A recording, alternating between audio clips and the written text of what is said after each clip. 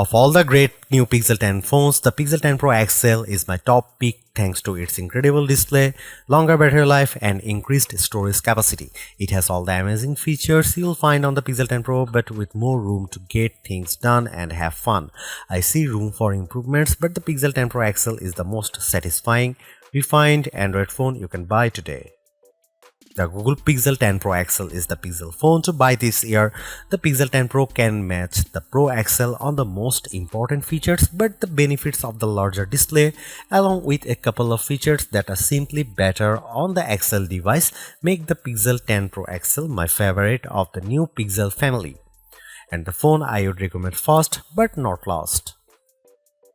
I feel confident recommending the Pixel 10 Pro XL above the rest and above any other Android phone you can buy right now because I spent the last year using the Pixel 9 Pro as my primary work phone. That means I know exactly why the Pixel is a great phone for being productive, but I also know that I wish I would had a bigger screen than the 9 Pros. The Pro XL will be my primary device this year for sure. If you haven't checked out a Pixel phone in a while, you really should head to a store and get your hands on one. The latest Pixel 10 Pro XL is polished and well built with a refined look and gorgeous materials and color combinations.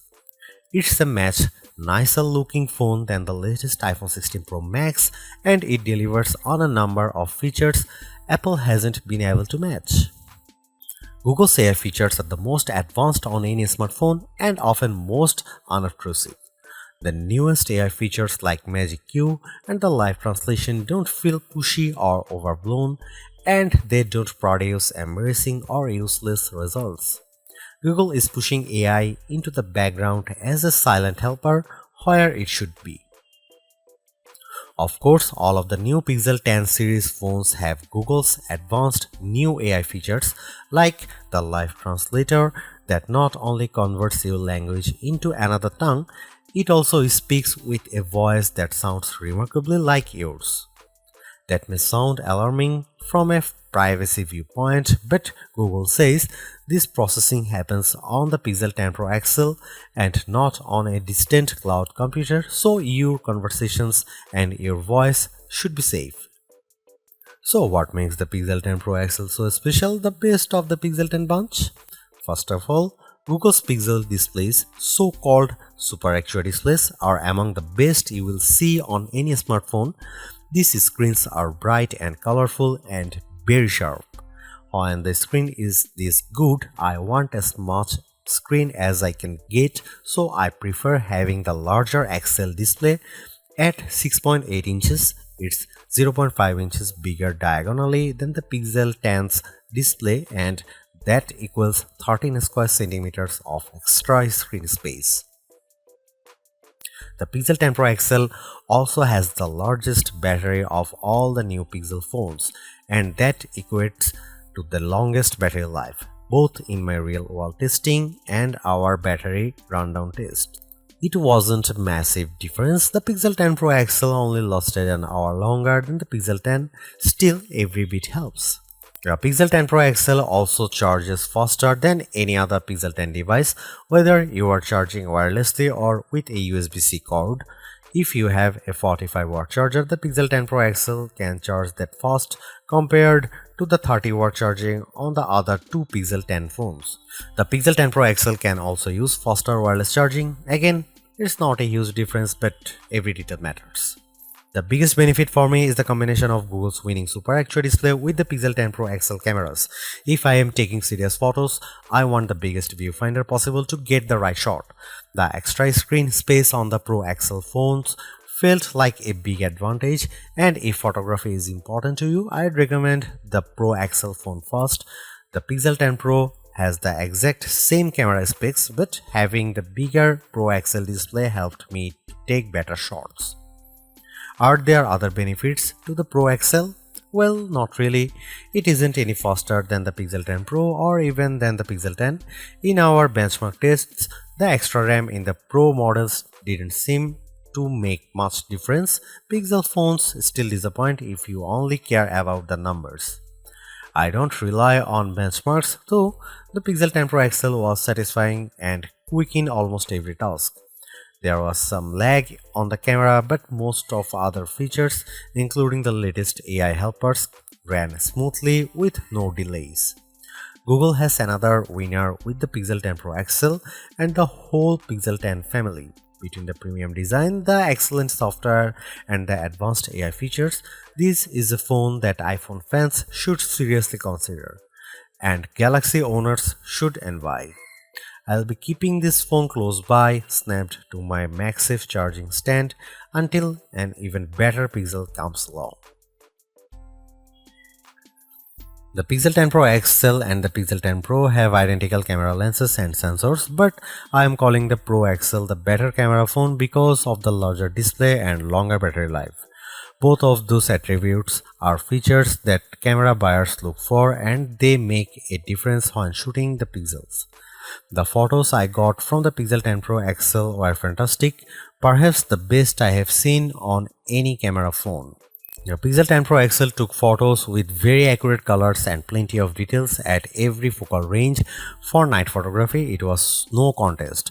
The Pro XL took pics that looked like I had a professional flash gun attached, while the iPhone shots looked much darker and lacked focus. You can see plenty of AI help in the photos, but usually the results don't look fake or off-putting. The only downside to Pixel photography is Google's camera app. It's a nightmare. It's hard to use with settings that seem to conflict with each other. Adjust one setting like changing from 12 megapixel to 50 megapixel resolution, and a handful of other settings suddenly go dark without warning. Here you can see some camera samples of the new Google Pixel 10 Pro XL.